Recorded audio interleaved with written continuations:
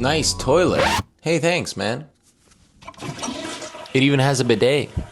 Now, don't get me wrong, I love doing Q&A videos, but I want them to be quick and engaging, and I want you guys to actually gain something from it. So how many Twixes do I think are good in a day? Well, given the fact that they have roughly 24 grams of sugar, and the recommendation is to consume less than 50 grams of added sugar per day, if all of your added sugar is coming from your Twix, don't eat more than 2 of them. And honestly, maybe don't try having a Twix as a daily multivitamin. Anyways, next question.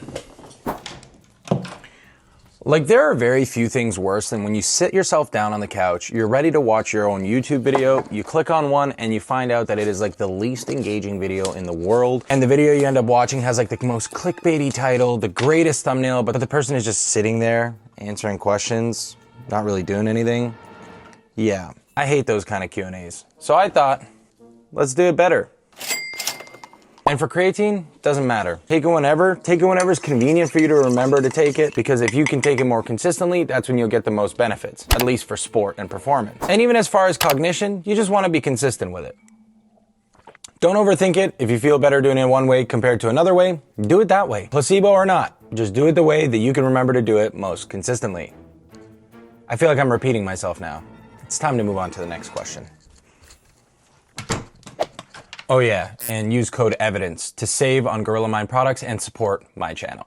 So typically, ultra-processed foods are defined as things that go through any kind of processing extensively that are not found in home cooking. I know that may seem like super obvious, but I don't think there's really any concrete definition of what ultra-processed means, because technically this is ultra-processed and it's just a fiber supplement. But also this is ultra-processed and it's just like a delicious chip. So the problem I think with the majority of the North American diet is that over 50% of our calories comes from ultra-processed foods. So foods that are typically found in packaging with lots of ingredients. Another characteristic of ultra-processed foods is that they're made of some combination of salts, sugars, and fats, combined to make something that's super palatable, very tasty, and you just can't stop eating. In other words, food that's typically tasty but void of any nutritional quality.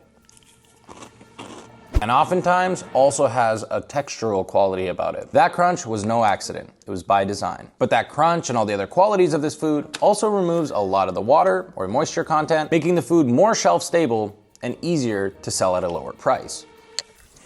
This feels like a good segue to the next one, which is my favorite protein bar.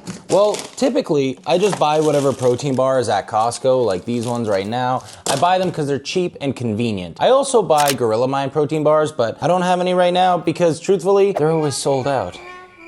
But protein bars should not be the cornerstone of your nutrition because of what we just talked about. They're also ultra processed, but they are a great way to get extra protein in that's super convenient. Typically, if I'm eating a protein bar, it shouldn't be over 240 calories and it better be over 20 grams of protein. But again, it should not be the cornerstone of your nutrition. It should be something that you have every once in a while to make as a better substitute to maybe something like the Twix from earlier. Whether it's a Twix or a protein bar, try not to make it a daily multivitamin. Make it more of a sometimes convenience kind of product. Now, I'm all for loving everything that you eat, but the more you love your protein bar and the more convenient and easy it is for you to grab, the less likely you are to eat, real food, because there's the trade-off of needing to cook. And oftentimes, real food, or actually cooking yourself a meal, can be lower in calories considering the more volume that you get, and therefore better for fat loss goals. Or even just maintaining caloric goals while still hitting your hunger satiety signals. So again, in moderation, which is why I'm not always trying to have access to my favorite snack. Brother was watching this whole video expecting for a frog to pop out of here. Where do you live? Also, no. If you need gloves to flush your toilet, you might need a psychiatric eval first. Was that mean? Anyway. Is it necessary to lose weight before building muscle?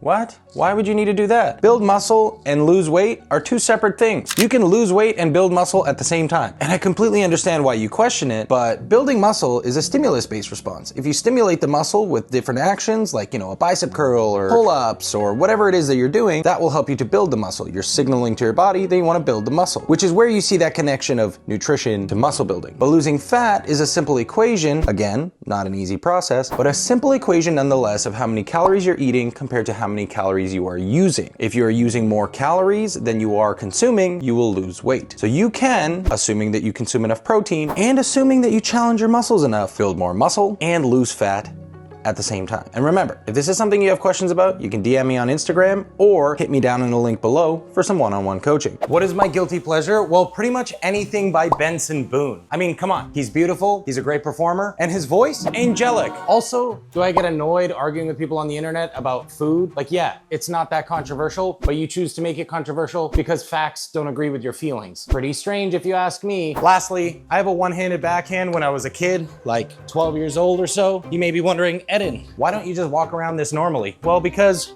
I'm flying a drone indoors and I want to make sure that it's still tracking me. So yeah, there's a little behind the scenes. If I walk around that, it doesn't track me anymore. But yeah, now I have a two-handed backhand, and I still hate arguing with people on the internet, but like, I feel really inclined to give you guys the best information possible so that you can learn at a price that's affordable to you, the cost of your internet access.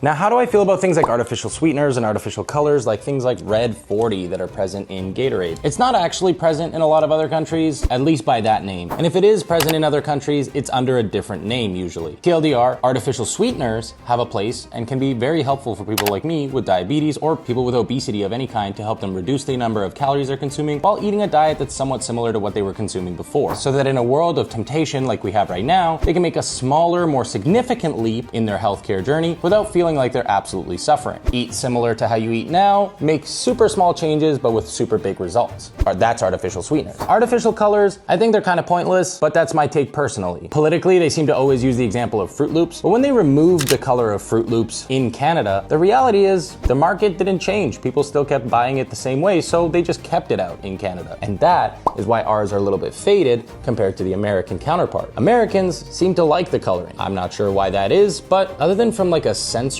experience, they don't really serve any nutritional benefit. So like, I'm nutritionally neutral on them, but spending all this time and money to remove them, well, that is a little different story. Because while I think it's awesome to remove them, to make such a big fuss about how much it's gonna be healthier when we remove these colors, that I think is dangerous. Because that is gonna promote what? Well, people are gonna see this and go, it is now healthier. I can now consume more of it. Or the example from Coca-Cola recently. Coca-Cola announced today it will release a version of its signature drink sweetened with American cane sugar. The announcement follows President Trump's post on social media last week that he'd been talking to Coke about using real cane sugar from the US in its US sodas. If you change from high fructose corn syrup to cane sugar, which is pretty much the exact same amount of glucose to fructose ratio, or biologically very similar, you are now going to change nothing about the healthcare value of the product, and now you're gonna make people think that it is healthy or healthier, meaning they're probably gonna consume more. So in a time when we're trying to get people away from consuming ultra-processed foods as much as possible, all of these changes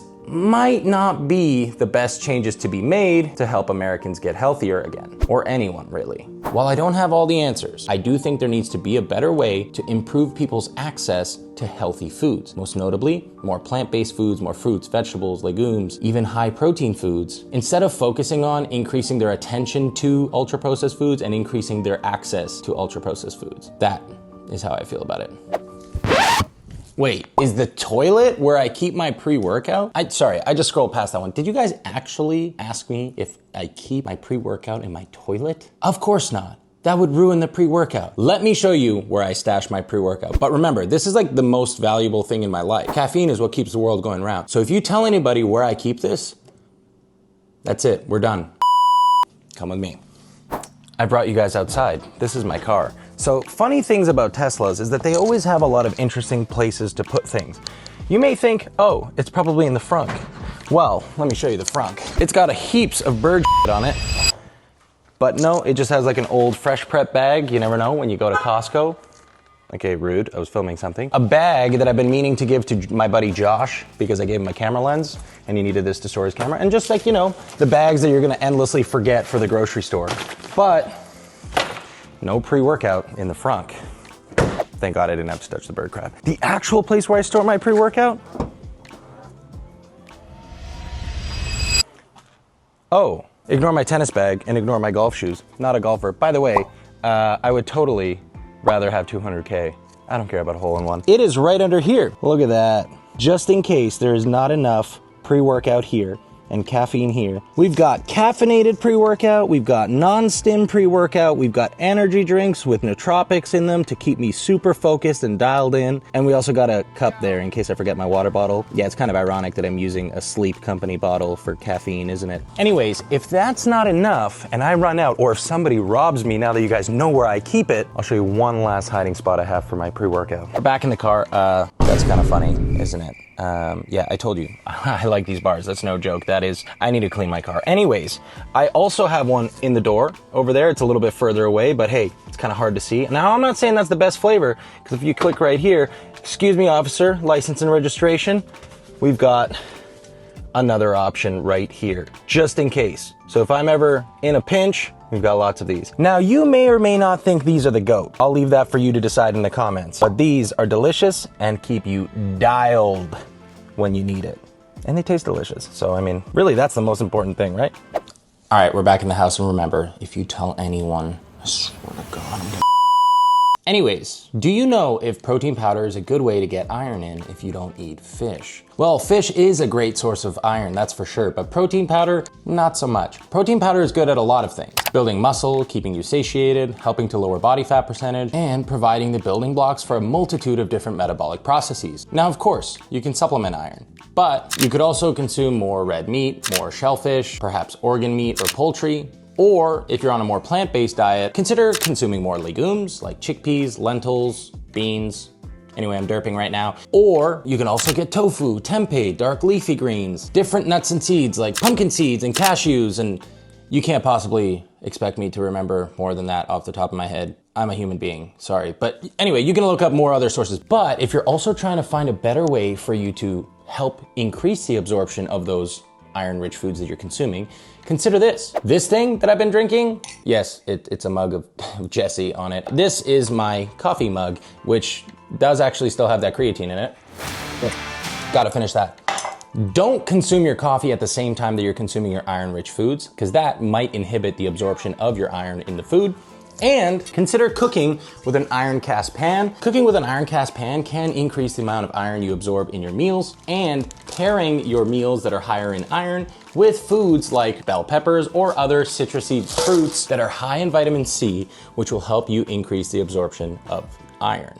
Hope that helps. Oh my gosh, would you look at the time? Don't tell me I'm not wearing a watch, okay? It's a long video. Let's try to cut this shorter. Last 3 questions. What do you think of MCT oil?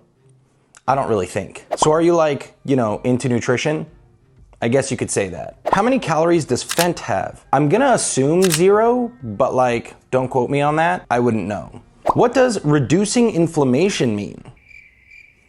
It's a buzzword. Inflammation in the body is completely normal. For example, when we exercise, we get inflamed. Or perhaps when you burn yourself, you have localized inflammation. For example, you burn your hand, you have localized inflammation on the hand to help in the healing process. Inflammation, to a certain extent, is completely normal. When people have considerable amounts of inflammation, which most people hear inflammation and they think, oh my God, my face is puffy. No. If your face is puffy because you have increased adiposity, meaning you're just got a lot more body fat, I hate to tell you, you're not inflamed. But people run to that buzzword because accountability is a hard thing to take, to be honest with you. If you think you have inflammation problems, visit your doctor. And if you go to your doctor and they tell you you don't have an inflammation problem, you have a fork to mouth problem, you should probably take that advice. It's gonna hurt, and they probably won't tell it to you in that way, but you should probably try to do your best to take that advice and work with your medical team, because your medical team is not getting paid to tell you things that you want to hear. They're getting paid to tell you things that you need to hear. Last question, you plan on doing any cooking recipe videos? I used to do a ton of cooking and recipe videos, candidly speaking, but I stopped doing them because 1, they're very expensive. 2, I made a cookbook and it kind of burnt me out. And if you want to get that cookbook, I'll leave it down in the description below. It's a great cookbook. It's full of high protein recipes that are lower in calories, that are super easy to do on a weeknight, meal prep, whatever. I think it's great. I worked like 10 months on that. And I gotta give credit where credit's due. The people that make those recipes on a daily basis and post them very consistently, daily, weekly, monthly, whatever, they are just built different. I'm also built different, but my built difference like broken, in the head. Different built different, you get what I'm saying? All my credit goes to those food creators like Cook Like I'm Book. I'll leave him down in the description below. He's one of my favorites. He's a good friend of mine now. Sorry if there's a weird cut there, but another one is Leo. I had to take some time to find his IG page. I can never remember what it is. Used to go by Cottage Cheese Connoisseur. He started his platform on like all cottage cheese based recipes, but he's definitely moved away from that. He's known as Leo's Lean Kitchen or Biet Timmons is kind of how I read it, but yeah, he makes a ton of different recipes that are super accessible and extremely high protein. And not to mention both of these creators, and there's a whole host of other great creators that make lower calorie recipes that are filling and most importantly, tasty. If you want to go check them out, definitely do so. I'll leave them both linked in the description below as well. And if you guys enjoyed this video, let me know down in the comments. I worked extremely hard on it, and this probably will take 15 hours and get like 100 views. So if it gets more than 100 shares, I will quite literally die happy today. Remember guys, if you made it this far, I love you. Thank you so much for watching. If you want to watch any of my other videos, I'm sure YouTube will leave it somewhere here. Make sure you guys hit that follow, or in this case, the subscribe button, and I will see you guys in the next one. Oh yeah, I'm on my way to edit this right now, but if I didn't answer your question, just make sure that you ask another one next time I do a Q&A. So go follow my Instagram if you guys want to ask another Q&A question. I do these fairly regularly.